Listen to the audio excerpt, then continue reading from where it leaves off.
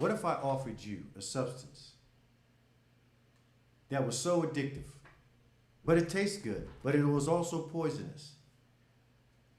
Would you take it? And if I did offer you something like that, you'd probably call me this, a drug dealer, and rightfully so. But still the question remains, would you take the substance? I know it sounds like a ridiculously crazy rhetorical question, but people take substances like these every day across the globe, even to their detriment. So I ask you again, would you take it? Well, let's assume your answer is no. But I'm so unscrupulous as a drug dealer that I want to make money even at the expense of others, especially their health.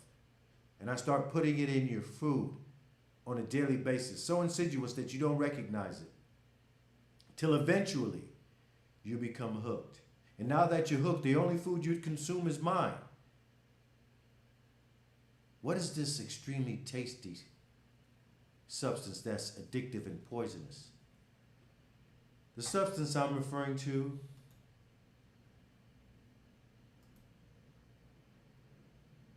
is sugar.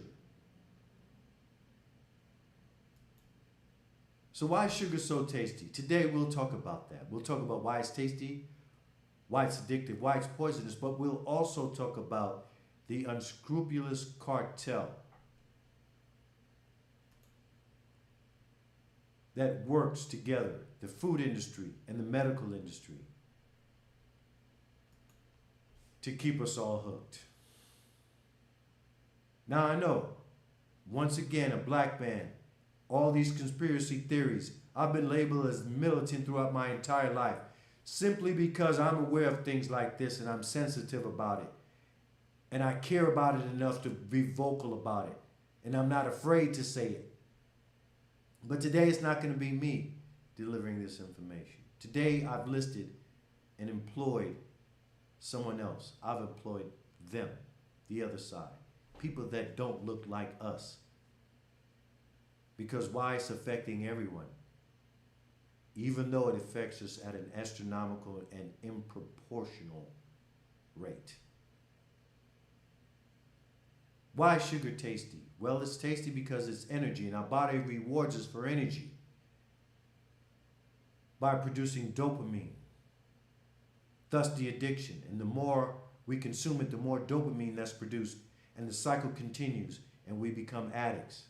How come it's poison? Because it has no other benefit than to produce a good feeling for our bodies. Nothing else other than a small portion which we should consume on a daily basis. Sugar has no other benefit in the body when it is consumed in excess. And in excess, I mean more than one piece of fruit a day. It is prescribed by the medical industry, by scientific study, that our bodies only need one piece of fruit a day. That's all the sugar we need. However, we inundate our bodies with sugar. Guess what happens to our pancreas that has a shelf life on it? Our pancreas is supposed to last throughout our lifetime. But because we are mortal machines, we are going to break down. We speed up this one thing in our body. We put age on our pancreas to the tune of 80 years before we're even 35, 40 years old. Thus it breaks down and we become dependent on insulin injections and pills and everything else. Something the medical industry knows we can prevent.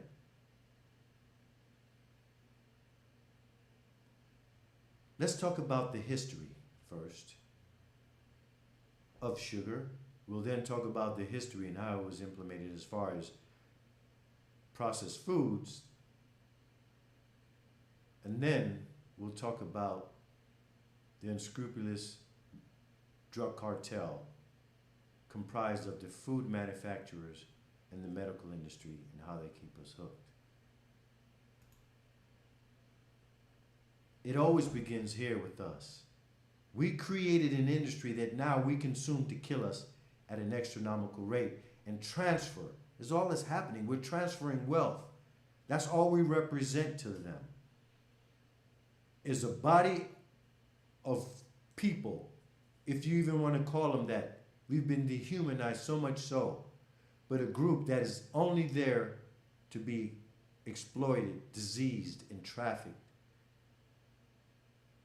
and used for their benefit financially. That's why we're here. They don't give a fuck about us. Let's get it straight. So let's talk about the history.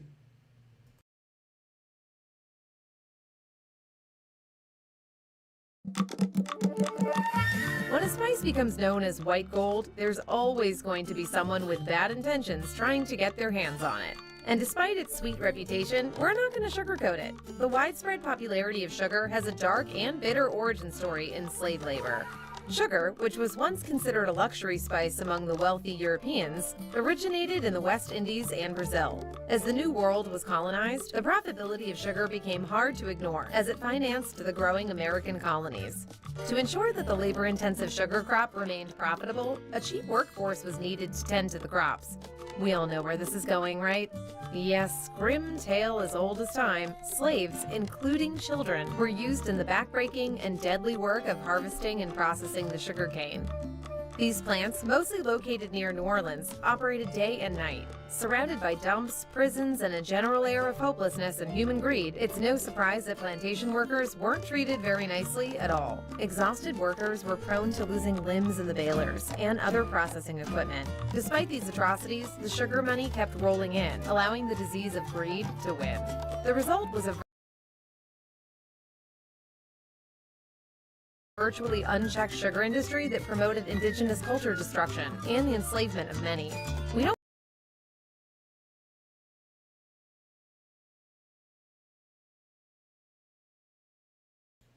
So there's the first piece of information that I wanted to share with you.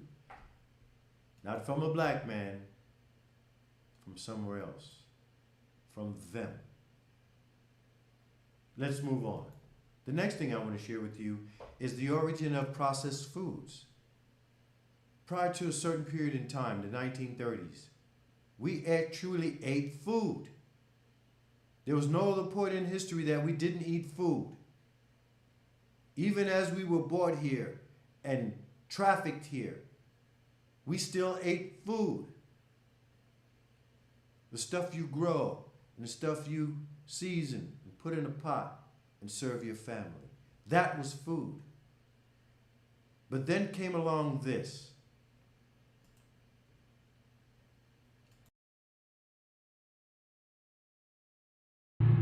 The push for processed food began out of necessity in the 1930s, when the nation was hit by the Great Depression and a massive drought.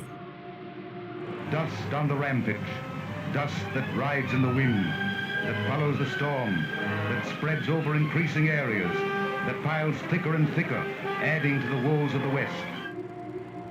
To alleviate hunger and help farmers climb out of debt, the Roosevelt administration uses public money to prop up private food producers. We had all the food in the Northeast and we had a destitute population in the Southwest. And somehow we had to get the food to feed these people. And the problem was that if they just put it on railroad cars and sent it, by the time it ended up getting there, it would have all gone rancid. And so this was the beginning of the food processing industry. This was the beginning of pulverizing wheat, stripping of its fiber, packing it into bags. And this worked to solve our starvation crisis through World War II. After World War II, this policy became unnecessary. Lots of food industries figured out how to make money at it. And so we doubled down. And we went whole hog and we said, cheaper food. I like tricks better than carrots. By the 1960s, it's common for American children to eat breakfast with more sugar than a slice of chocolate cake. Tricks, the corn cereal with the tangy taste of natural fruit. Fruit colors, too. Who needs carrots? You do, silly rabbit, 'cause tricks are for kids. Ooh, what a sneak.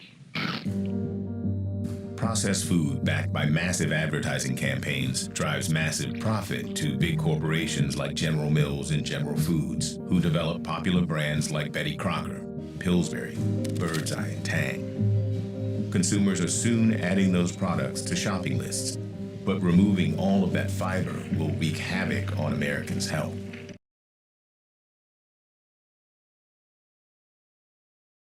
So here we go. Do you believe me now? Wasn't Me, a documentary that's sitting right on YouTube. Meanwhile, we're watching everything else. We're sipping wine with our friends, and we're going to brunch, and we're watching sports. Meanwhile, the information we need to affect our families positively is sitting in books and in places like this. And we do not seek it out. Now let's talk about the other half of this cartel. The medical industry.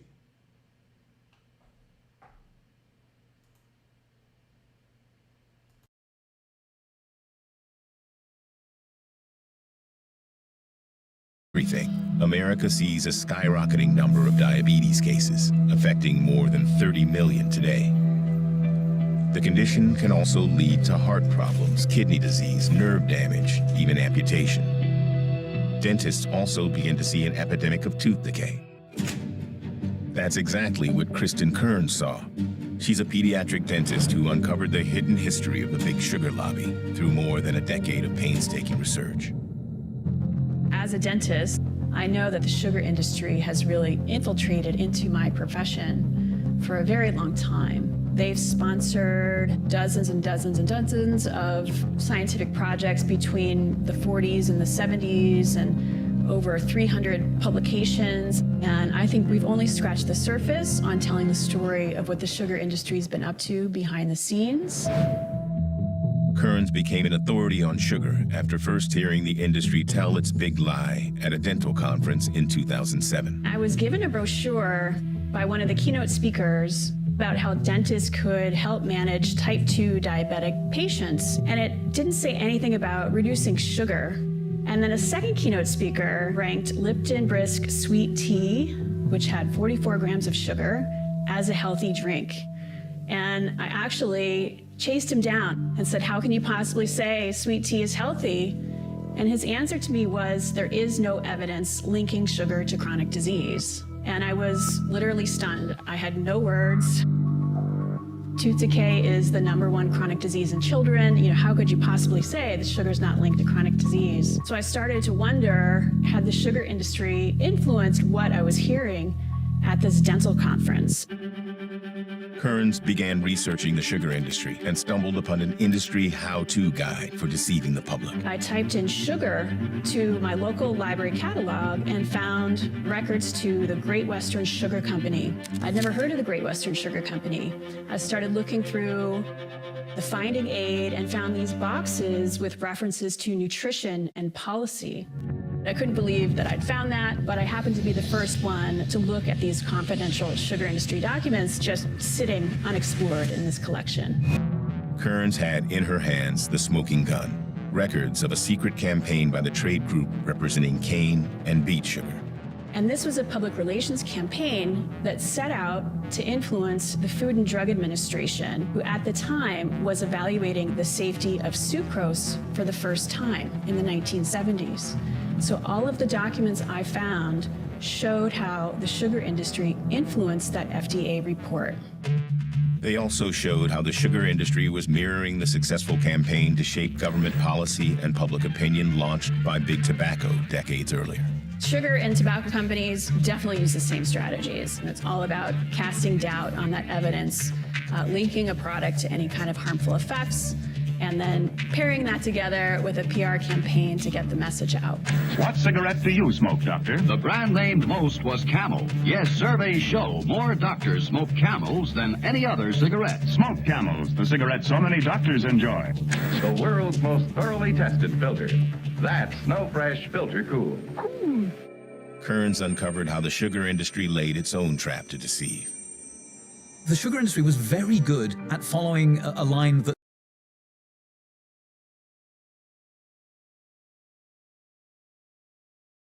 I think that's enough of that to explain exactly what I was attempting to do on my own, but I thought it would be way more effective if you heard it from them. Now, as you saw in that clip about the cigarette industry, there were doctors that endorsed that.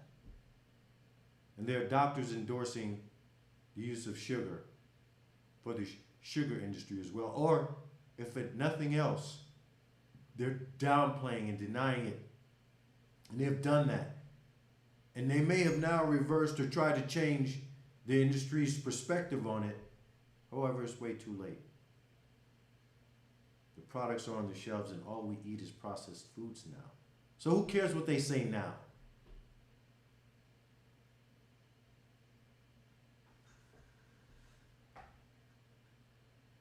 Let's move on. The next step in this process is talking to someone that inspired me a great deal in a number of ways, but specifically my health. This gentleman's name is Dr. Pradip. Yeah, that's his first name, Pradip, an Indian doctor that is associated with a foundation, the Galen Foundation. And without their help and backing, we wouldn't have this information. So let's take a look at this and find out what Dr. Pradip has to say. But in a nutshell, he's basically saying the human body type has not changed over thousands of years. Our double helix, the blueprint that controls all of our processes in our bodies, is exactly the same as it was prior to the introduction of processed foods and an inundation of sugar into our diets. He purports that sugar alone and the rise of insulin is associated with an imbalance in hormones. Now, as we intake sugar, hormones are triggered to go to this double helix to tell our bodies through our brains to produce insulin to break down this sugar. So what he says is going on is that we are hormonally imbalanced because of the excess amount of sugar that triggers these hormones in our body. And we are not at homeostasis. And that homeostasis creates all the diseases we speak of. And all we need to do to reduce our insulin levels for us to balance out is to stop eating sugar. Guess how much sugar we need? I'll repeat it again. 1 piece of fruit a day. Now you know. Now let's see what this brilliant man has to say. Because of him and this information, because I knew sugar was bad, even though I consumed it, I rationalized it. But once I saw this, I knew, and I had to do something about it. It started slow with me. I cut out, the basic candy and BS we eat. But sugar is just in almost everything we eat. And I was completely unaware as a grown man that I was eating sugar and peanut butter, bread, and other forms, and where it was not supposed to be, they added it anyway as a preservative. And where else we didn't need it, they added it once again. Why? So we become addicted. So we can become addicted. So that in a nutshell, in layman's terms, from a militant black man. But let's hear it from someone you may respect a little bit more and their opinion. Let's listen to this doctor break down what he has found to be true through his genetic study on the microbiological level of what sugar does to the body.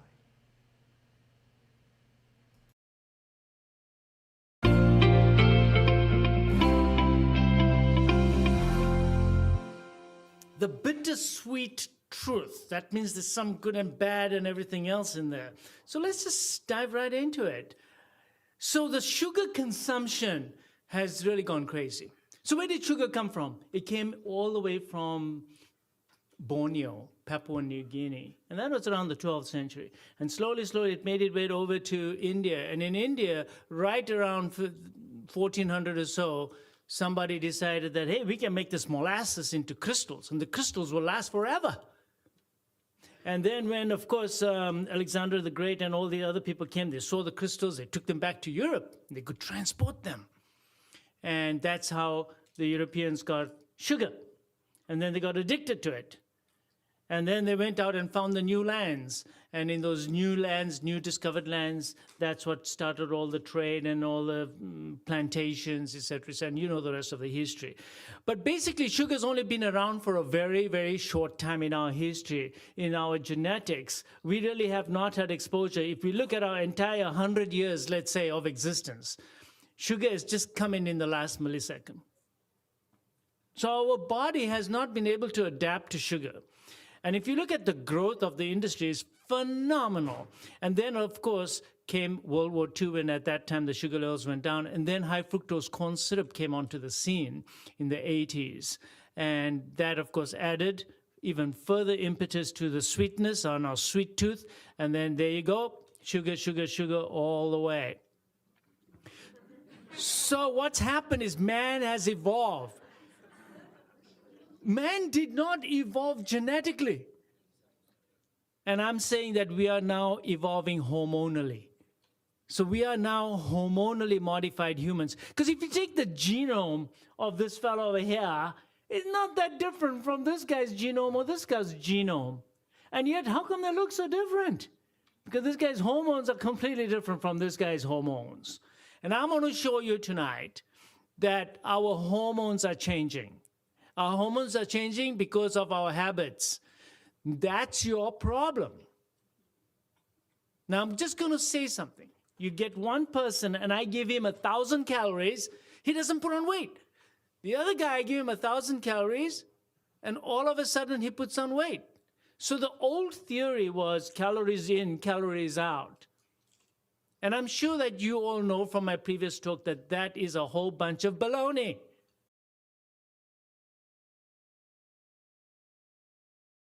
Now, to reference his previous talk, I watched that as well some years ago. And it made sense and I understood it. He's going to explain in depth in medical terms. But calories in your body is not equal to the calories coming out. The reason why is because the imbalance of your hormones tells this sugar that's coming in that it should not be burned, which it naturally would. If we consume too much sugar, our bodies would burn it off. But because of the imbalance in hormonal levels and the influx of insulin in our system, our body views this sugar as something that needs to be processed and stored. So the 1,000 calories that come into your body, no matter how much you work out, are never burned. Because the cells that burn energy are subdued. That energy through the liver is then transferred into fat automatically before we can get to it. The body thinks it is starving and it needs it. And so it stores this sugar and translates it into fat. The only way to get to fat is once we are so depleted, because it is a survival mechanism, that our body starts to reach into the stores of fat. It doesn't happen. Why? Because we eat like gluttons, and gluttony, we know, is one of the 7 sins. And this is the reason why. Because it destroys the vessel that the man upstairs gave you. So if you didn't understand why gluttony is one of the 7 sins, is because it sends your body out of balance and forces you to eat and think that you're hungry, and it takes what energy you do have and sends it straight to fat. That was in layman's terms. Let's get back to the profession so he can do his job properly. The body will take the 1,000 calories here in that person, and depending on their hormonal status, will burn it off. It'll go to the brown cells, and there's thermogenesis. Brown cells are fat cells that are brown. Their job is to burn energy. So you say, wait a second, you're telling me that the body is just wasting that energy? And then says yes. And then this poor fellow over here has no brown cells because he's got a whole bunch of insulin running around in his body. And therefore, he partitions those 1,000 calories straight into storage. And in fact, because he's partitioning it into his fat pads, he's hungry. So he's going to come back for another 1,000 from me. He's going to say, give me another 1,000. He's hormonally different. This fellow here is hormonally different. That's his problem. So all this theory that, oh, well, energy is energy and calories are calories in, calories out, has not worked. Everyone has been saying, eat less, move more, exercise more, burn off calories. And where did it make us go? We became fatter. We became iller. We became more diabetic. We're getting more Alzheimer's, more cancer, more high blood pressure, more dyslipidemia. And that's because our premise was wrong to start off with. If we want to make a dent to health today, we need to change our mind on what's causing us to be sick. It's your hormones. You are hormonally modified Homo sapiens. So let's look at our hormones here. You have anabolic hormones, which are your sex hormones and your growth hormones, and the big elephant in the room is insulin. Then you have your catabolic hormones, which are your thyroid, steroids, and glucagon. Now, although I'm going to make a very simple picture of your hormones, it's quite complicated actually. Because if your insulin levels go up, your growth hormone levels may go down, your sex hormones may go down, your thyroid hormones may go up, your steroids may go up, and your glucagon may go up. Think about it. And you've seen it. Do you know, when I started medical school, I would look at overweight men and women, and I would say, you know, this person looks like Cushing's syndrome, high steroids. So what happened? Well, there's something went wrong here. So when the insulin goes high, this side gets heavy. Well, this side must get heavy, so your steroids go up. And that's how you get that typical Cushingoid appearance of the people. And you wonder why all this. And then thyroid. Why are our thyroid hormones going crazy? Today, almost a third of people say, I've got a thyroid problem. It's because the body's trying to bring back homeostasis. And you'll find that so you fix this side, and you will fix this side. And I've done it.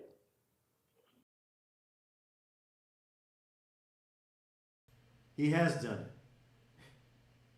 I'm a living testimony of that. About 4 or 5 years ago, I ran into this gentleman and this information. And though I was always on a healthy kick, I'm about 5'9", 160 pounds, somewhere around 5% body fat. I've always been in shape, so to speak. But was I healthy? No, I was consuming sugar. I was a yuck mouth. I loved sugar since I was a kid. And because I was in shape, I didn't think it was causing me any problems. But in fact, it was. And the fix for me is when I stopped eating sugar. And immediately, I started going through these things. I didn't know what was going on with me. And then when I ate sugar when I wasn't supposed to, I cheated, I did whatever I needed to, or I stopped the granular form of it in candy and in other substances, my insulin levels went down. And it activated those brown fat cells that burn energy. And I thought something was wrong with me.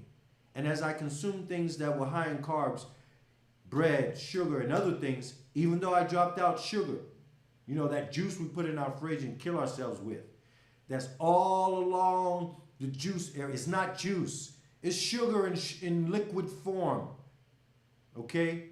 And even if we were consuming natural juice from Mother Nature, so to speak, 1 orange is all it would take for that day. But yet, we squeeze hundreds of oranges into a gallon and we consume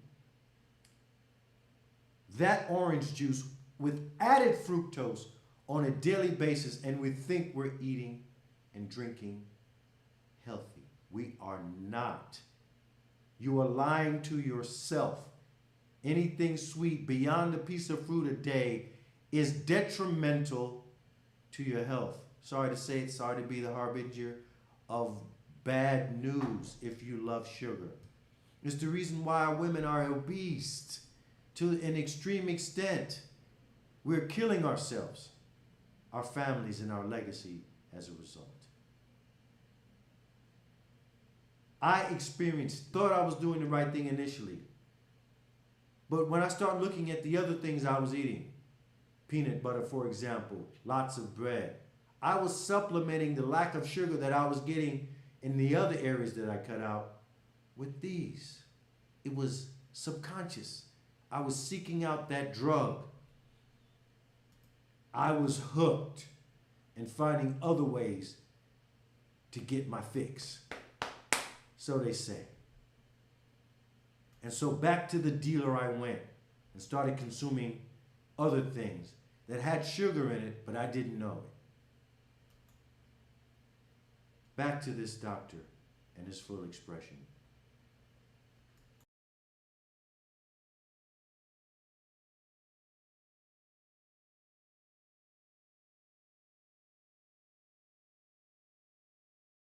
We've taken patients and fixed the insulin levels, and guess what? Even the hormones in the thyroid get better. Now, of course, that discussion is beyond the scope of today's talk. But you can understand that there's an intricate connection. When patients get extremely high insulin levels, the sex hormone levels go down. There's an epidemic of this going on.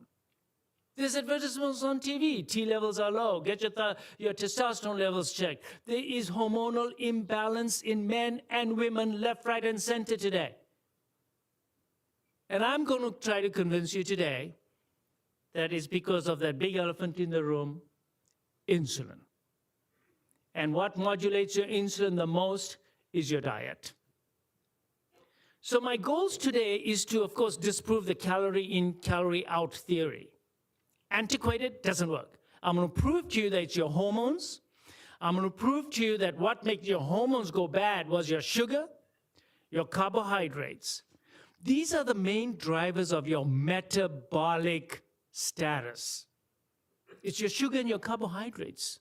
Not so much of the others, not so much fat, not so much protein. It's the carbohydrates and the sugar. They are the main drivers of your metabolic condition. And it is the high carb, especially the sugar diet. And I'm going to prove to you tonight that is sugar. That's driving atherosclerosis, diabetes, hypertension, obesity, dementia, and likely cancer as well. One root cause of a multitude of problems. And if you look at those problems, those are all man-made recent problems. These are all diseases of modern man.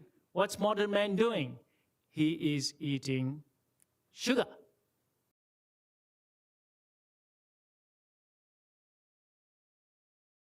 I don't know how else to bring it home. The legacy of learning is about this. Not about being smarter than the next man, but about knowing things like this that will affect the trajectory of your family, the legacy of them. If you reduce sugar, you live longer. Guess what you get to see more often throughout generations, the next generation, and the one behind that, your grandchildren.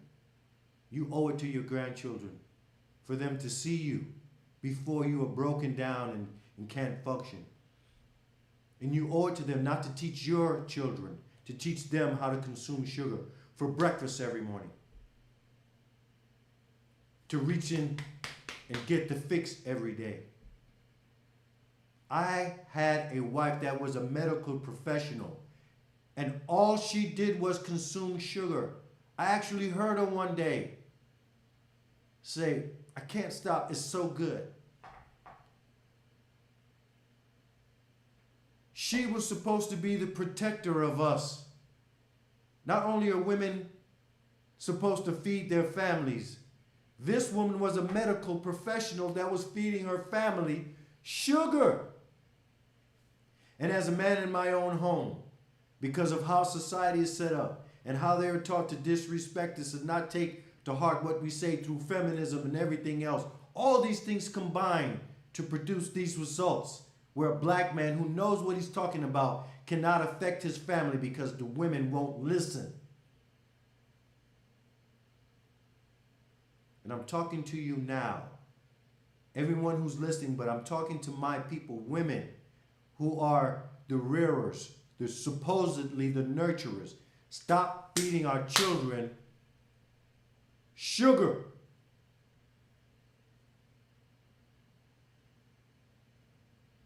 I'm going to end with this. If I were to offer you a substance that was tasty for a moment, that was highly addictive and poisonous, would you consume it? And the answer, unfortunately, is yes. You do it every freaking day. Now you know better. Now what? Are we going to rationalize it and end up at the Cheesecake Factory and order half a cheesecake and everything else that comes along with that, including the 2-3 drinks that do exactly the opposite that we would hope to do for our lives, which is give us a better value of life and also extend it. And that's what the legacy of learning is about. Help someone around you. Reach over to my website, legacylearningcube.com, and pick up a copy. It's negligible. Okay, if you don't want to do that, get the free GPA cheat sheet. But share this information with someone around you, especially the young folk, so we can change this and be better. We owe it to the next generation. We owe it to our legacy. Before I go, let me share one last thing with you. And that's this. Full circle to come to where we began. This is a study from UC San Francisco, University of California, San Francisco, the private university system in California that produced this. And it went straight to it. It didn't play around. It says sugar is a poison. And this is an obesity expert by the name of Jeffrey Norris. Let's do better. Let's take care of our lives. Let's take care of our families. Let's cherish the vessel. Let's cherish, the vessel that God gave us. And it's the reason why gluttony is one of the 7 sins, is because it sends our body out of imbalance and it reduces the quality of life and it shuts off time that we should spend with family, children, grandchildren. He put us here to maximize that, this gift of life. Not to reduce it, all in the name of momentary pleasure. Stop the disease. Extend your life. Add something new to your body of knowledge every day if you could. Every week, so much so that it becomes part of your legacy. I'm Ron Raphael. Let's not stay hooked.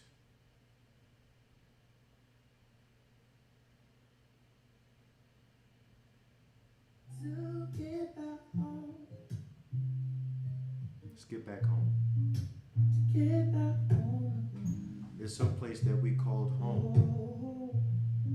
That place we came from, it was rich, fertile land, good food that Mother Nature produced for us. Let's not forget about that. Let's get back to it somehow, some way. Let's get away from this guy and this guy and processed foods.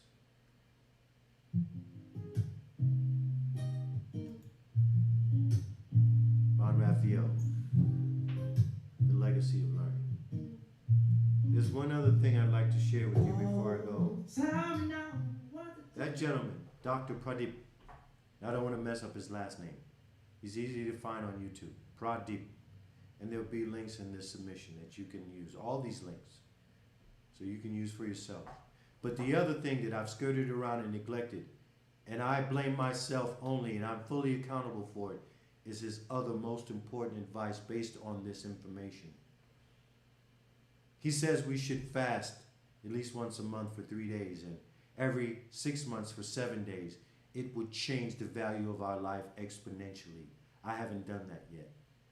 But today I've started my first 3-day fast. And no, you don't need a purge.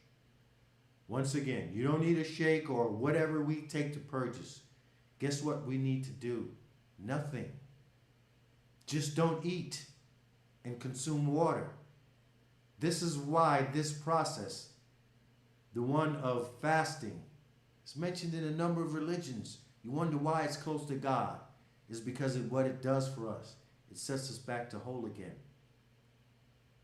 That's why the medical industry doesn't promote it and market it the way they should. It's because it takes nothing to do. You don't have to buy anything. It doesn't cost you anything. In fact, it saves you money for that period of time. So today I started my first 3-day fast ever in my entire life. Even though I've never been a big eater. And you can tell by looking at me. I've always been like this. As I said before, if I didn't say 5'9", 160 pounds, about 5% fat. That's why I look like that guy. I didn't know why. It's because I didn't have a love affair with food. It's because I was neglected when I was younger. It's not a good reason. It's because I didn't eat a lot when I was younger. I was a latchkey kid. My mom worked. She had to, single mom. And I found myself home a lot, not being able to consume food at the rate that most did. And it developed a habit in me. I don't like eating to get full. And I never have. That is the only positive thing that came out of my interaction with her in my youth and being neglected. I spent an awful amount of time to myself, and as a result, not being able to reach into the fridge and eat constantly based on someone being there with me. But anyway, that's another story for another time. But guys, learn from this. Make us all better. Let's do it together. Ron Raphael. Legacy of Learning. I'll see y'all later.